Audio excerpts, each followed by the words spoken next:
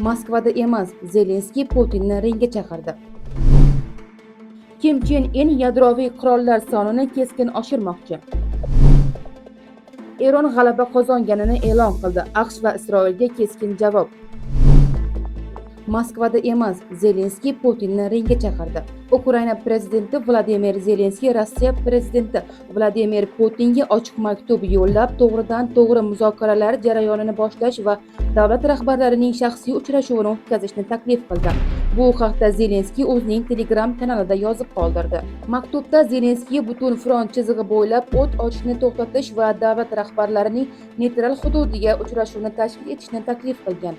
Uning ta'kidlashicha, Ukraina diplomatik jarayonni boshlash uchun harbiy harakatlarni to'liq to'xtatishga tayyor. O't ochishni to'xtatish rejimiga monitoring o'rnatish vazifasini esa AQSh bajarishi mumkin. Murojaatda Zelenskiy hammani hammaga tamoyil asosida asirlar almashinuvini o'tkazish, shuningdek olib ketilgan barcha tinch aholi va bolalarni qaytarishni ham taklif qilgan. Ukraina rahbari may oyida Rossiya armiyasi 30 mingdan ortiq harbiy xizmatchisini yo'qotganini, ularning 63% halok bo'lgani va 37% og'ir yaralanganini iddao qilgan. Shuningdek, u Rossiya jamiyati 5-yil davom etayotgan urushdan charchayotganini ta'kidlagan. Zelenskiyning so'zlariga ko'ra, Kiyev Moskvaning 2027-2028 yillarda ham urushni davom ettirish rejalari haqida ma'lumotlarga ega. Ukraina rahbari shuningdek urush Rossiya hududiga ko'chirilganini, Putin esa yordam so'rashga majbur bo'lgan birinchi Rossiya rahbariga aylanganini ma'lum qilgan. U Rossiya tarixida urushdan charchash siyosiy o'zgarishlarga olib kelgan holatlar bo'lganligini qayd etgan. Kim Chen In yadroviy qurollar sonini keskin oshirmoqchi. Shimoliy Koreya yetakchisi Kim Chen In mamlakatning yangi ishga tushirilgan yadroviy material ishlab chiqarish korxonasiga tashrif chog'ida yadroviy arsenalni eksponensial darajada kengaytirish zarurligini bildirdi. Bu haqda Markaziy telegraf agentligi xabar berdi.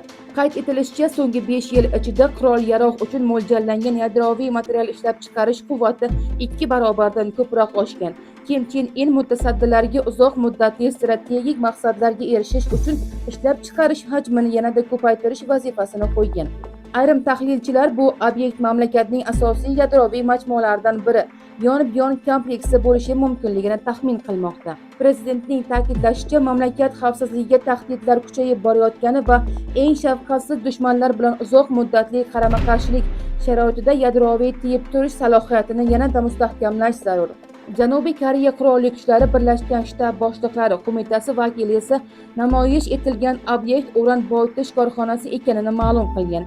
Tahlilchilarning fikricha, Kim Chen Inning mazkur tashrifi ehtimoliy diplomatik muzokaralar arafasida Pxenyanning pozitsiyalarini mustahkamlash va yadroviy dasturni yanada tezlashtirishni oqlash maqsadida amalga oshirilgan. NK News nashrining asoschisi Chad O'Karolning esa bu voqeani Xitoy raisi Si Szinpinning Pxenyanga ehtimoliy tashrifi bilan bog'lagan. Uning fikricha, KXDR rahbariyati yadroviy qurolsizlantirish masalasi muhokama qilinmasligi oldindan namoyish qilishga urinmoqda. Xalqaro baholashlarga ko'ra, Shimoliy Koreya hozirda taxminan 50 ta yadroviy kallakka ega. Biroq mamlakat hukumati hech qachon o'z yadroviy arsenali hajmini rasman oshkor qilmagan. Eron g'alaba qozonganini e'lon qildi. AQSh va Isroilga keskin javob. Eron oliy rahnamosi Mujtabo Xomaney Eron, AQSh va Isroil ustidan g'alaba qozonganini ma'lum qildi hamda Tehronning raqiblarini mamlakat ichida nizo va bo'linish urug'ini sochishga urinishda aybladi. Uning bu haqdagi murojaatini Euronews keltirdi. Xomaneyning murojaati Tramp ma'muriyati Eron bilan olib borilayotgan muzokaralarda sezilarli yutuqlarga erishganini bildirayotgan va AQSh prezidenti Donald Tramp Mujtabo Xomaney bilan shaxsan uchrashish ehtimolini istisno qilmayotgan bir paytda e'lon qilgan. Bugun 4-iyun kuni Xomaney AQSh va Isroil bilan bo'lgan urushda Eron g'alaba qozonganini ta'kidlab, kutilmagan bayonot bilan chiqqan. Xomaneyning kutilmagan bayonoti ehtimol tinchlik kelishuviga yaqinlashayotganidan dalolat berishi mumkin. Ko'rinishidan u Eron xalqini bunga tayyorlar ekan, bir vaqtning o'zida birdamlikni saqlashga ham chaqirmoqda. E'tiboringiz uchun rahmat. Videoga like bosing va bizni kuzatishda davom eting. Xayr, salomat bo'ling.